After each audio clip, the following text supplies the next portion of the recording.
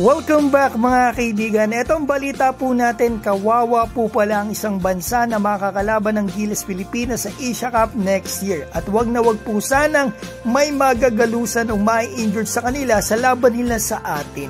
At Xavier Cooks nakabakbakan ni Kai sa NBL, lumanding na sa Japan. Una sa lahat mga kaibigan, buo na po ang bawat bracket sa FIBA Asia Cup qualifiers na gaganapin po sa February. Kabracket natin mga kaibigan, Chinese Taipei, Hong Kong at New Zealand. Ngayon mga kaibigan, may nalaman po ako dito sa national team ng Hong Kong.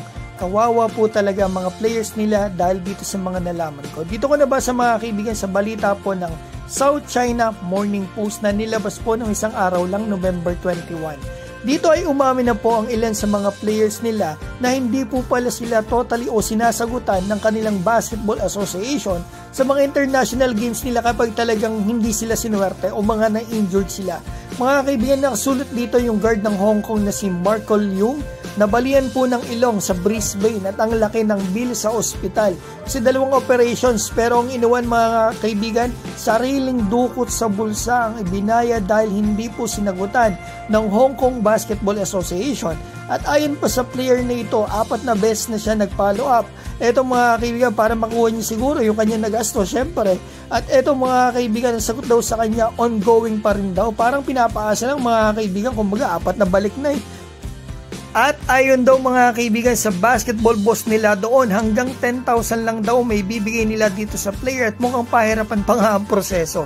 At dito nga nilahad pa sa article na ito mga kaibigan ang napakadami o ilan pang mga players na talagang nag-suffer. Ito ng 2020 player nila na injured versus Australia, facial fracture, concussion.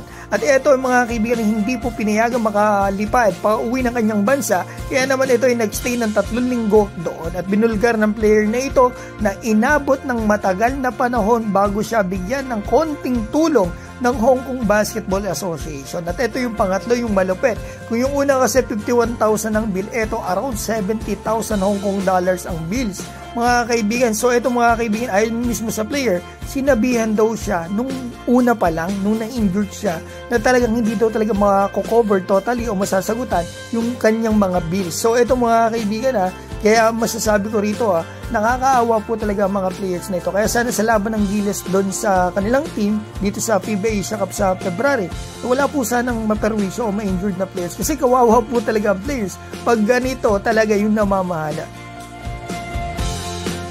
So eto mga kaibigan, ibang balita naman po tayo. Mortal na kalaban ni Kai Sotto sa NBL na si Xavier Cooks, lumanding na po sa Japan. Eto mga kaibigan sana sa pagbabalik ng pambato natin ngayong December, talagang mas maganda may pakita niya at talagang maayos na yung likod niya. At eto 2 beses po kasi niya makakalaban si Xavier Cooks sa elimination ng Japan B-League. Kaya naman talaga, abangan po natin yan.